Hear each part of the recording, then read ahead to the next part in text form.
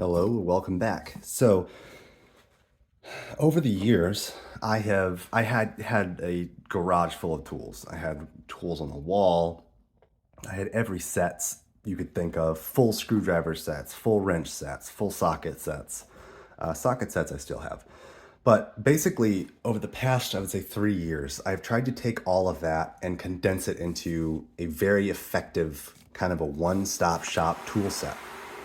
And it looks a little chaotic, but there's a rhyme or reason for everything here. I've actually got it broken down into sections. I am not covering the whole thing in one video, so don't have to worry about another hour-long video for a while. I'm going to focus on certain pieces and kind of categories of things that I have kind of put in here. So this is a real cheap, I think 16-inch tool bag. But I've got everything. Let me do a quick turnaround. A little project runway for tools here. Quick. And I'm just going to kind of break it down into sections and areas throughout the next couple of videos and cover some of my favorite pieces. So everything in this tool bag I use, I have tested, and I have purposefully picked to be in here. So going from a wall of tools and a giant dresser full of tools, it kind of all condensed down to this. I do have some battery-based tools, Ryobi battery-based tools that I'll be covering in a separate video as well. So it's this plus a handful of battery-based tools, circular saw, sawzall, all that stuff. I'm going to cover that as its own secondary thing. But this is like, if I am doing any project around the house, I'm helping a friend, I just have to grab this. I have specialty tools for like cleaning out lint traps and stuff, but that's like once a year type tool. So those specialty tools are kind of on their own little area in my garage. But this is basically everything I would need for most handyman style, home improvement style.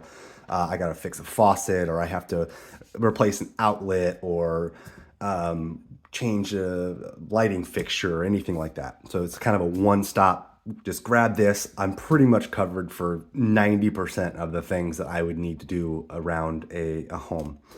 And so today I'm actually going to talk about the screwdriver tools that I have, which are, I've got two large size screwdriver, both flat and Phillips. I have two medium-sized flat and Phillips. I have, which is probably my favorite tool, my Klein Tools ratchet screwdriver with integrated bits. But I'll kind of talk about that as I go through each individual tool. I also have some of these picks. So the set with the yellow black handles I actually got from a set from Costco, probably a decade ago.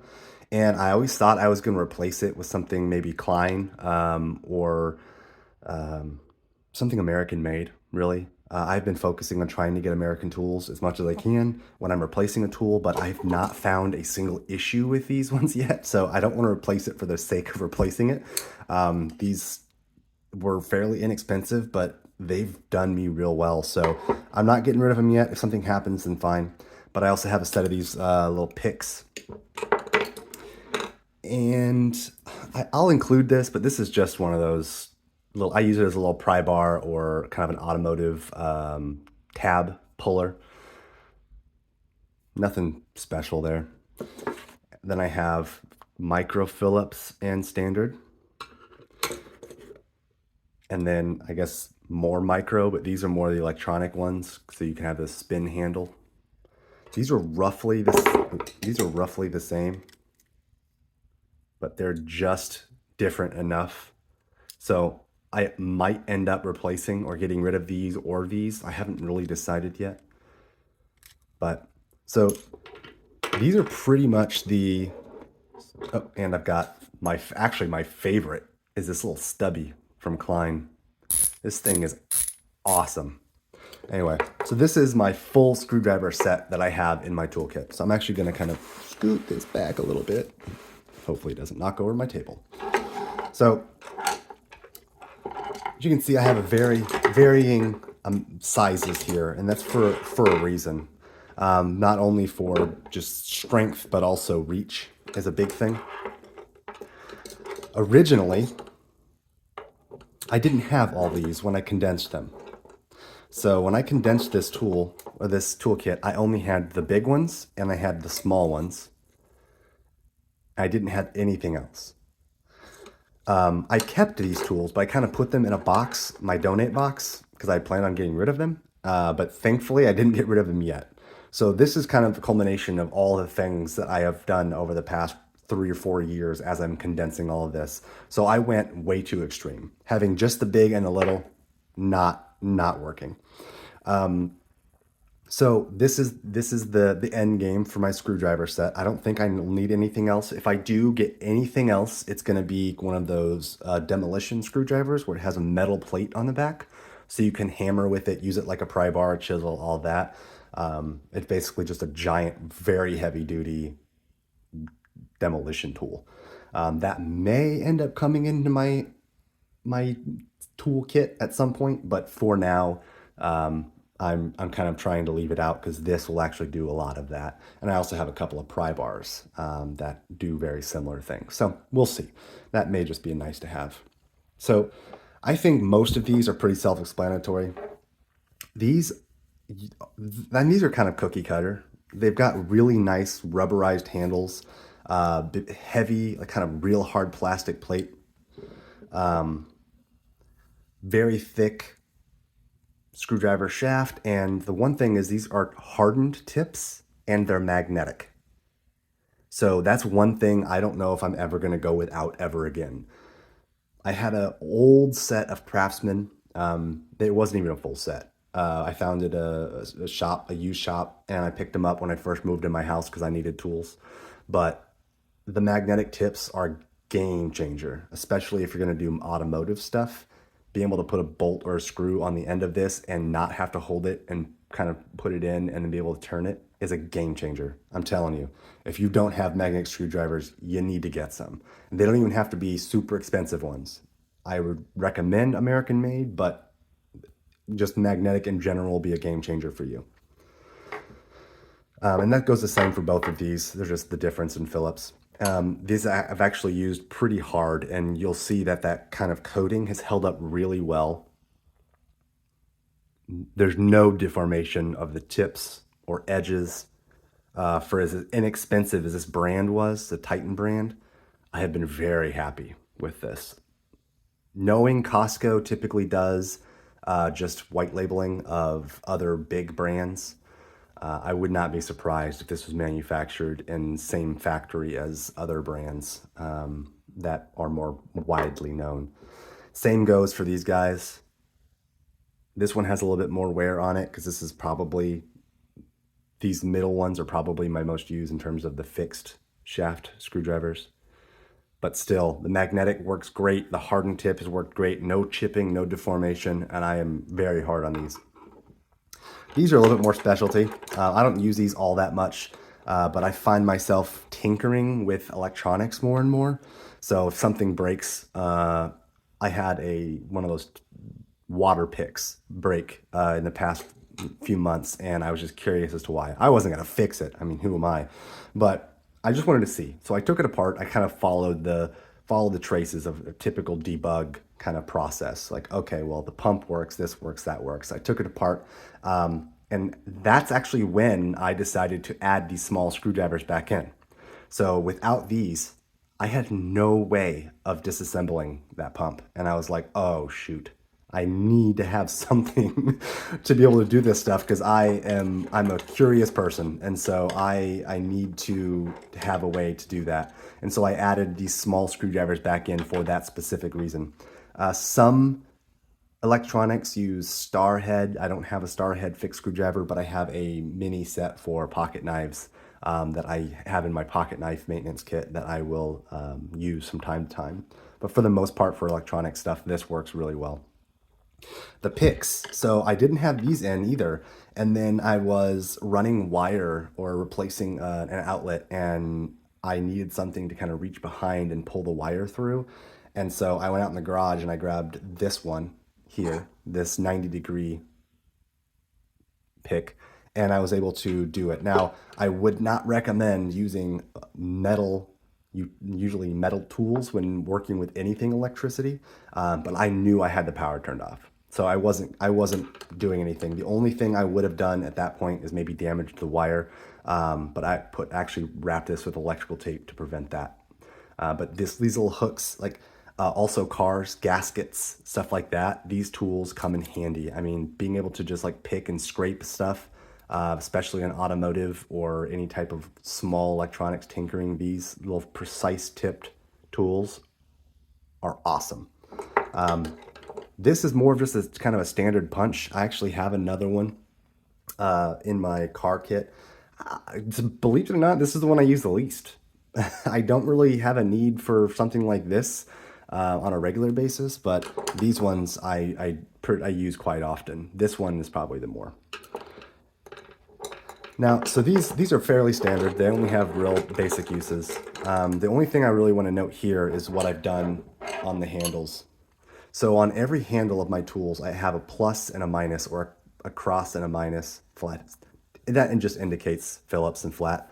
I try and do that for all of them because when they're in my toolkit, you can't see the tips. So I label them this way so I can see it without having to remove them. Just a trick kind of a trick I picked up from somewhere on YouTube. And if I can remember, I'll actually list it in the description box, but this would have been a decade ago. But I started doing this, and that has been awesome. So if you're able to label them like this, because it's kind of inside, game changer. And I have done that for all of these, including some of my picks. So this one kind of matches the angle of that. This one with the L is the 90-degree. This one's a little bit more confusing, but given the size is so different than everything else, and these kind of stay together, I'm able to know that that one is just the straight punch. So there's that. So those are pretty self-explanatory. I already covered this. This one is an underrated tool that I didn't know I was going to use. I use this as a pry bar more than I do its intended purpose. Removing the plastic, those silly plastic things on a car to hold panels and stuff in. This is what it's meant for. I use it for way more than that. Paint cans and just, I don't even know. The angle on this is great. Even just a small handheld pry bar is so useful. It might as well do more than one thing. So I bought this with the intention of the car panel kind of plugs, but I use it for way more than that. So I keep it in my day-to-day. Otherwise, I'd probably just leave it in the car.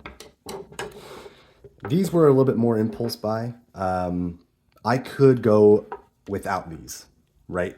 I could easily get by with just this tool set. And I may end up getting rid of some of these at some point, but I'm not ready to part. These are awesome.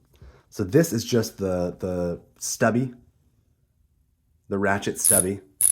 It actually has, I think this is the electrician's version. So where it's got the square heads and Phillips and flat. So it actually has 4-in-1. This thing is a beast, guys. I mean, you could put pressure on it. It can confine spaces. You can change the ratchet direction with this just turning the collar here. It's all metal. You can hear it. It's a good ratcheting system. For cabinets and stuff, I typically use this because getting under a cabinet and working through the wiring or the plumbing is a pain in the butt. So having this little short stubby guy where you feel like you have a lot of grip is awesome. This is just a really good sized screwdriver. So if you were going really minimalist in this and you didn't plan on abusing your tools like pry bars or other things that I typically do, which is probably why I have them, this is kind of an all-in-one, right? You have your double-sided bits. It's magnetic. You can choose the direction of your ratchet or you can lock it straight so you can have it ratchet both directions, or if you put it in the middle, you twist the collar, it's got 3 positions, you can use it as a standard screwdriver. But the cool thing is, you have all these bits, 15 bits, all double-sided, going here. Now the one thing I will note is the very first time I pulled one of these out, that little plastic piece broke. So you have to be very careful. I was pretty disappointed, and now this specific bit falls out almost every time I pull this open. But if you really wanted to go minimalist, you could probably get away with just this tool and get rid of all of these. I'll be honest. But the ease of use, or the kind of the making life easier, having these other tools, it's not taking up too much space, and I use them for more than their intended purpose. So, and I don't want to abuse this tool because it has ratcheting and all that, and I don't want to mess up the ratcheting system by using this as a pry bar or a chisel or punch through pins and stuff, which I do with these quite often. You probably can't tell, but I've actually hammered with these. I try and use a mallet instead of a hammer when I can, but I use these as basically just straight pieces of metal. This I use as a screwdriver only. I will not use this as a punch. I will not use this as a chisel. I will not do anything abusive like that to these. But if you really needed to get away with just a set, these two definitely could replace those from intended functionality purposes. So, I mean, that's pretty much it for the screwdrivers. I can't believe I've been talking for 15 minutes on screwdrivers, but this is the basis of most people's toolkits.